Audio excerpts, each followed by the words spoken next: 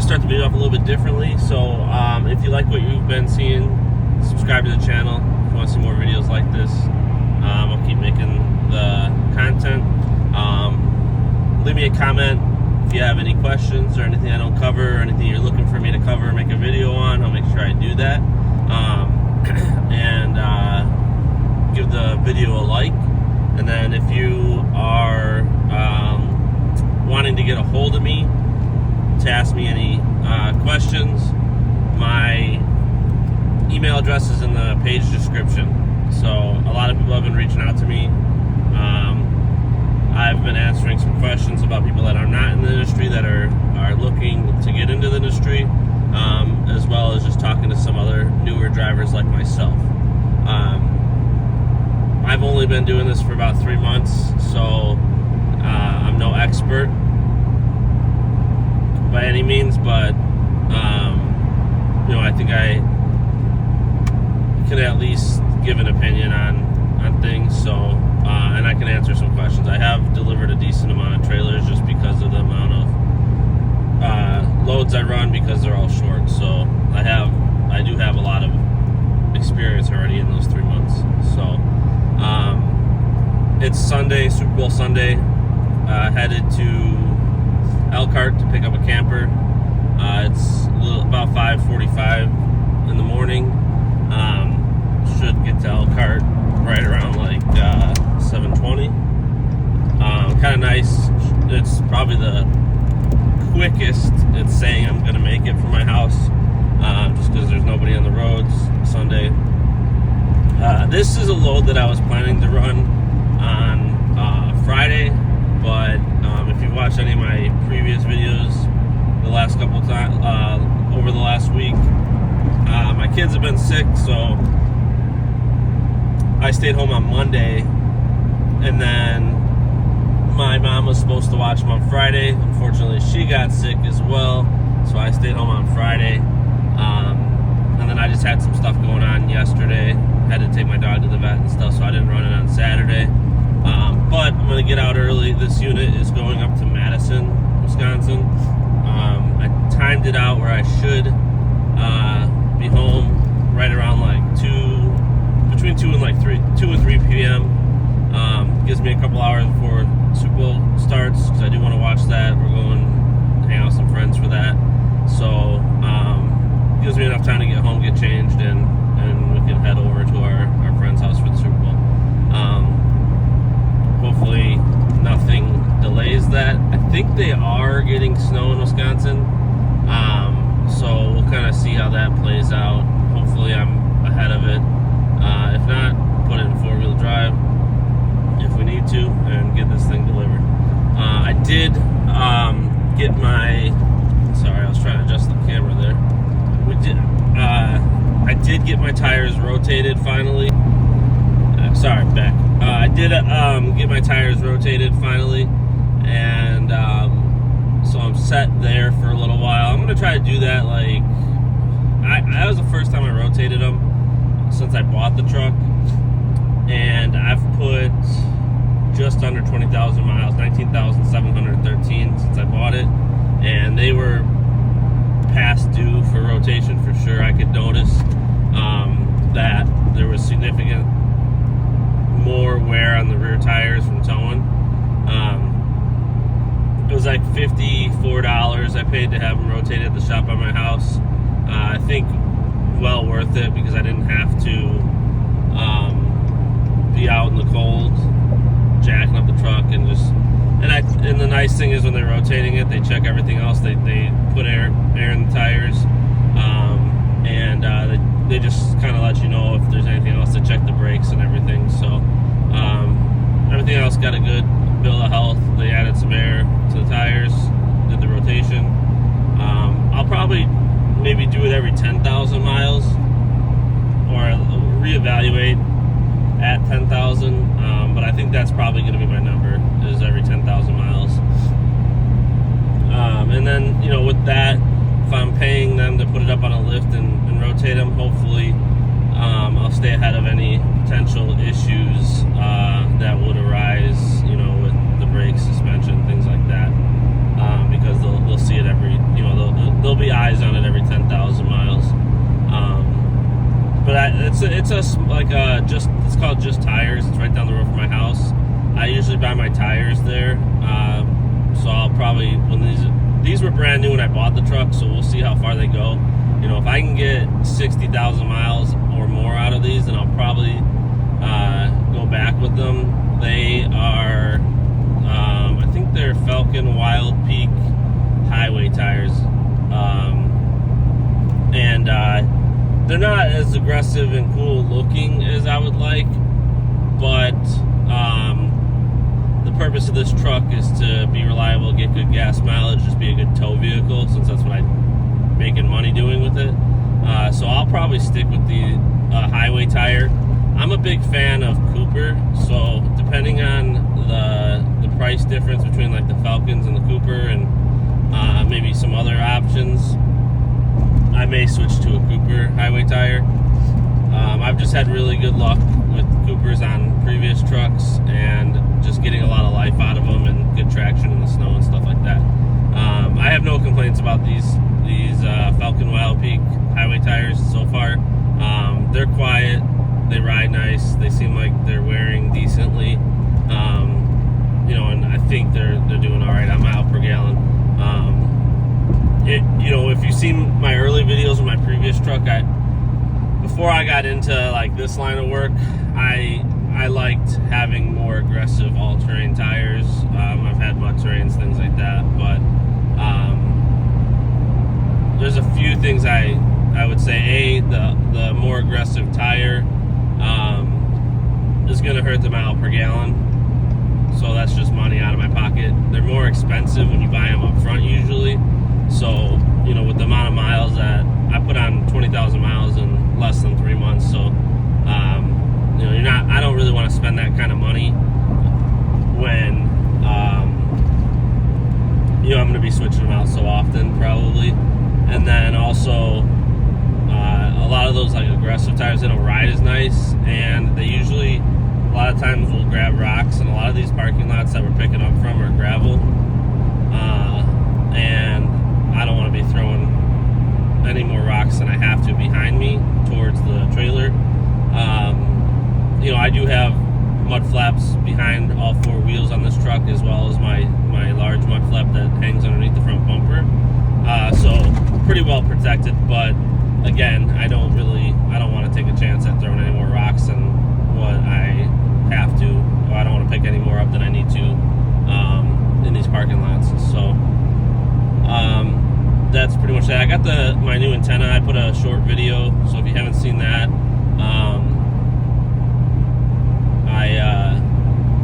I made a short on installing it. It was super easy. It's got a bunch of adapters, so you just got to figure out like which one is for your vehicle, and then, you know, put it together and tighten it down. So I mean, I like it. Like, I love the fact that it's a short antenna. I don't have to see that one blown in the wind anymore, the tall one that came on the truck. The 50 cal bullet antenna, kind of a little bit cheesy, I think, but it does feel high quality. I didn't mean to do this, but it kind of just worked out. So the one that I bought, I think, was like a limited edition. It just caught my eye, and I clicked on it and bought it. It was like an impulse buy type thing. It has it's all like black and gray. It has the American flag. It matches the American flag that's on my bullet point mounting system for my iPad and my phone, so that's kind of cool. And then I forgot, but I also bought American flag in the black and white valve stem caps, so it kind of all ties together. Again, like a little bit cheesy, but I do think it looks better, a lot better than the large factory antenna. So pretty happy with that. I was listening to the radio last night a little bit. I don't typically listen to the radio unless I'm listening to sports, and the Chicago Bulls were playing. So when I was running to the store last night, I just turned it on just to listen, and I didn't notice notice any difference in quality on that AM station that I was listening to. I haven't tried to listen to any music on like FM with it yet. I don't think. Well, maybe I have. I can't remember. But so far I haven't noticed like any loss in reception or anything like that. So I will, definitely put some feedback if I notice the quality isn't good or something like that. I did save my factory antenna, just put it in my basement just in case. I need to put it back on for any reason. It kind of looks, because the factory one was all scratched up and that wasn't from me, so it kind of looks like maybe the previous owner had a shorty and maybe swapped out the antenna. I don't know, but it's clear that it had been taken off. Honestly, it looks like quite a few times because the base of it was so scratched up. I can't imagine what else would have caused it to get scratched up, but who knows? I can't imagine swapping out the antenna before you trade in the truck, but unless it was some expensive something or another, who knows? But I was kind of surprised by that. Yeah, I'll make a video when I'm picking up the trailer. I believe it's the exact same trailer I told Thursday, which is the 30-foot toy hauler. Picking up at our storage lot, so I get to save about 15-20 minutes each way, which is nice. Saves on fuel, saves on time. The only thing I don't know if the office staff will be there, so I kind of have a feeling the gate's going to be locked. I hope I have the updated code. If not, I'm going to have to get a hold of my dispatcher. And then the last time I was there, I had a little issue with getting the lock open, so I'm hoping that I don't have an issue. I mean, ideally, it's going to be open when I get there, but I don't know if it will be, so we'll see. Cross that bridge when we get there. This load pays $570. Sorry, but yeah, this load pays $570. Just getting into Indiana now. We'll see how long it takes. It's gonna skew the numbers a little bit because being Sunday, and I'm not gonna deal with like the normal traffic. But hopefully I can do it in like 9 hours or less. We'll see. Well, probably not less than 9 hours, but hopefully I can do it in 9 hours and make some decent money. I will have to stop for gas because I'm at a half a tank now. I probably will have to just fill up in Indiana because the guy's taking up 2 lanes. He's all over the road. That's a little scary. Yeah, so I'm thinking I'll just top off when I get into Indiana, because then I'll make it all the way up to Madison and all the way home fairly quickly. Because I think by the time I get to pick up the trailer, I'm going to be probably somewhere around that third of a tank, maybe a little higher, maybe like 40% fuel. And I just don't know that I'm going to want to stop that quickly. I thought about waiting until I get into Wisconsin, but I don't know if I'll have enough to do that. And my only real reasoning was I obviously want the cheaper fuel, but I was gonna grab. I totally forgot to grab some beer for the game, and I was thinking I would grab some Spotted Cow since I'd be in Wisconsin, but we'll see. That's about it. Like I said, I'll make a walk around. I think it's gonna be the same trailer, and I'll be doing a weekend or night drop, so that should go fairly quickly.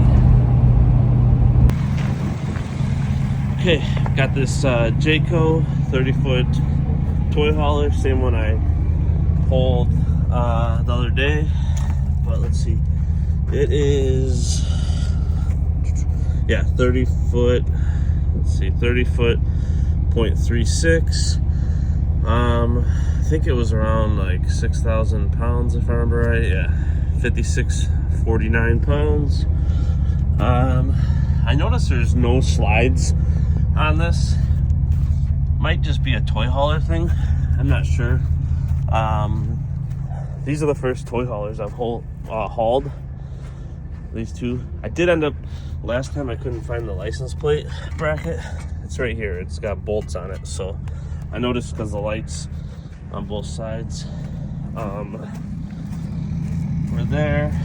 It does have a nice big awning. But yeah, I don't see any issues with the trailer itself. I'm not going to show the inside since I showed it last time. I did, actually, there was one issue, and that was the power cable was hanging down low. I was afraid it was going to touch the ground, so I just zip tied it up. Other than that, everything looks good. It's cold, snowy. They got a little dusting of snow overnight, but it's cold. Yeah, there's my antenna that I put on the other day. This lot, which is a storage lot, is getting a little bit empty. So hopefully we still got plenty of work. But all right, I'm gonna get out and get on the road.